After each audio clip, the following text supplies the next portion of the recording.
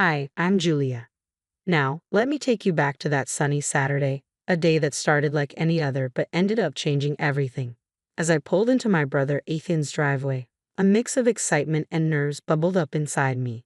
It had been a while since the whole family gathered, and I was eager to see everyone, especially since I'd just landed my new job as a manager at a top marketing firm. I had come straight from picking up some last-minute supplies, my old 2002 blue sedan packed with bags of chips and homemade salsa. The car wasn't much to look at, but it was mine, paid off and reliable. As I stepped out, Ethan was the first to greet me. "Hey Jules, we were starting to think you bailed on us." "Never," I laughed, handing him the snacks. Traffic was a nightmare. As we walked into the backyard, the smell of grilled burgers filled the air. There was Vanessa, Ethan's wife, looking like she'd just stepped out of a magazine in her summer dress and designer sunglasses. My parents waved from beside the grill, and my younger siblings, Mike and Sarah, were setting up the outdoor games. Finally, the guest of honor arrives. Vanessa called out, loud enough for the neighbors to hear. She glanced at my car parked next to their brand new SUV. "Couldn't you park that relic around the block, Jules? It's killing my view." A few of my cousins chuckled, and I tried to brush it off with a smile. "Well, it gets me from A to B." "Oh honey," Vanessa sighed, sipping her cocktail. "You really should treat yourself. You're a manager now, aren't you? Act like it." I started to respond, but Vanessa had already moved on, gathering people for a game. I stood there, her words stinging. Ethan caught my eye, his face apologetic. He shrugged, mouthing, "Don't let her get to you." The afternoon wore on with the usual barbecue fun. I mingled, played games, and tried to keep the mood light, but Vanessa's words nagged at me. It wasn't just about the car, it was her subtle way of reminding me where I stood in her world. Later, as we all sat down to eat, the conversation buzzed with updates on everyone's lives. I shared the news about my new job, earning congratulations and questions from family members. Vanessa, meanwhile, seemed oblivious to the bombshell I was about to drop. "So, Julia," she said with a smirk, "must be a big step up from your old gig, huh? Hopefully, they're paying you enough to get rid of that car soon." She nudged Ethan, grinning. Before I could reply, my mom spoke up. "We're all proud of Julia. She's worked hard for this." The meal continued, filled with laughter and stories, but the tension simmered beneath the surface. As the sun set and people started saying their goodbyes, I helped clean up, the weight of Vanessa's arrogance and the looming reality of Monday morning filling my thoughts. Little did she know, the tables were about to turn. Walking into the sleek glass building on Monday, my stomach flipped with nerves. First days are always nerve-wracking, but this wasn't just any first day. I was stepping into a managerial role at one of the most prestigious marketing firms in the city. The receptionist greeted me with a bright smile as I passed through the lobby. "Good morning, Julia. They're ready for you upstairs." Stepping out of the elevator, I was met with a round of applause from my new team. Mr. Carter, the director, shook my hand warmly. "Everyone, let's officially welcome Julia as your new project manager." The room buzzed with cheers and polite clapping. Scanning the faces, my eyes landed on Vanessa. Her applause was slow, her smile tight. She hadn't known I was going to be her boss until this very moment. "Let's catch up after this, Julia," Vanessa said, her tone a mixture of surprise and forced cheerfulness. "Sure, let's do that," I replied calmly, keeping my voice professional, masking the swirl of emotions inside. As the team settled in, I took my place at the head of the conference table and outlined the morning's agenda. Vanessa's eyes remained glued to her notepad, scribbling furiously, avoiding my gaze. When the meeting wrapped up, the team dispersed, but Vanessa lingered, her steps hesitant. "Julia, about the barbecue. I hope there are no hard feelings," she said softly, her voice a stark contrast to her usual boldness. "Vanessa, let's keep our focus on work. Personal matters stay outside these walls," I replied, offering her a polite but distant smile. "Of course, you're right," she nodded, her eyes darting away, unable to fully mask her unease. Over the next few days, I dove deep into project files and performance reports. Vanessa's work stood out, though not for good reasons. There were discrepancies in her project timelines and budget allocations that didn't add up. During our one-on-one meetings, I addressed them head-on. "Vanessa, I've noticed some discrepancies in the Smith account. Can you walk me through your process here?" "Sure, it's probably just minor oversights. You know how it goes with deadlines and all," she laughed nervously, fidgeting with her pen. Minor or not, accuracy is crucial. We can't afford these slips, especially with high-profile clients. Let's go over this together, shall we? My tone was firm, leaving no room for excuses. Yes, absolutely, she replied, her fingers trembling slightly as she tapped on her keyboard.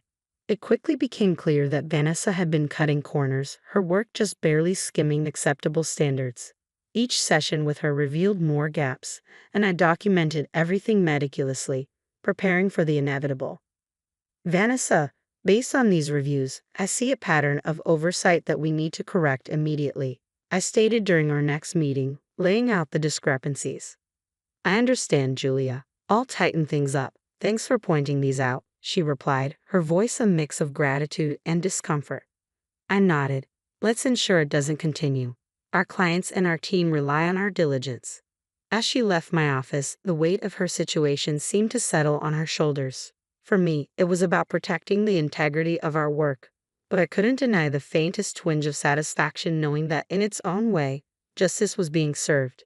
The following Monday, I arrived early, feeling the heightened stakes, not just for me, but for Vanessa too. I could sense the pressure on her as she approached my office, clutching her oversized designer bag and a stack of files, her heels clicking against the polished floor. Got a minute? I beckoned her in, my tone purposeful. Sure thing, she replied, smoothing her blouse as she sat down. I'm putting you in charge of the Henderson project. It's small but crucial. Think of this as an opportunity to really showcase your skills. Explained, laying out the project details in front of her. Vanessa's eyes flicked up, a mix of nervousness and excitement dancing in them. Really? I mean, thanks, Julia. I won't let you down. I nodded, watching her closely. I'll be guiding you through it, but I want to see what you can do when you're leading. As the days rolled on, I kept a close watch on Vanessa's handling of the project. Meetings were frequent, and I made sure every decision and approval was documented. Her initial enthusiasm began to wane as the pressure mounted. Vanessa, during our last review, you mentioned outsourcing some of the graphics work. Have you vetted the vendor properly? I asked her in one of our strategy sessions. Oh yeah, they're good. I mean, I think they'll be fine, she replied, a bit too hastily. It's crucial they're more than just fine. Can you share the vetting process you followed? I pressed, my voice firm, knowing that any misstep now would be on record. She fumbled through her files, her facade of confidence slipping. I'll get that info to you by EOD. Just didn't bring the paperwork with me right now. Days turned into weeks, and the project's deadline loomed. We were in a team meeting, and it was Vanessa's turn to present her progress. The room was full, the air thick with anticipation. Vanessa stood, report in hand, but her usual poise was gone. All right, let's see. For the marketing strategy, we're planning to. She stumbled over her words, her report lacking the depth and clarity expected. From the corner, Mr. Carter raised his eyebrows and gave me a slight nod. This was the moment. As she floundered, I interjected. Vanessa, could you elaborate on how the budget was allocated? There seemed to be some discrepancies between your report and the initial estimates. Her face flushed. Well, I had to make some last-minute changes. The costs, they kind of got away from me. I see. It's crucial we stick to the planned budgets, especially with new clients, I remarked, turning to the team. It's important we all learn from this. The meeting ended with the team shuffling out, murmurs of concern about the project's status filling the room. Vanessa lingered, her defeat almost palpable. Julia, I tried to handle it. I don't know what went wrong, she confessed, her voice low. Managing projects is about oversight and adaptability, Vanessa. Let's discuss how we can rectify this, I said, my tone firm but not unkind. This moment wasn't just about her failure, it was about setting a standard for everyone. She nodded, agreeing to meet later. I documented everything meticulously. Her mismanagement was now evident to everyone, and though I took no pleasure in her struggle, I knew it was necessary to safeguard the company and its clients. This was justice served, not out of vengeance, but out of necessity. The day after the disastrous meeting, the office was eerily quiet as I made my way to my desk. The whispers had already begun, trailing behind me like a shadow. Vanessa, pacing by the water cooler, intercepted me before I could even sit down.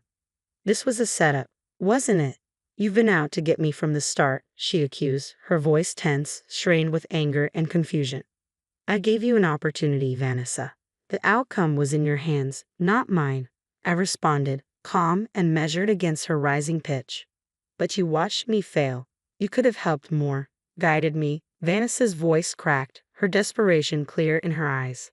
Helping is one thing, but doing your job for you is another, I replied calmly. We all have to meet our standards, and unfortunately, you didn't meet yours. She scoffed, throwing her hands up. So that's it, huh? You're just going to watch me go down? I document everyone's performance, Vanessa. It's not personal. It's my job. Later that afternoon, Mr. Carter called us both into his office.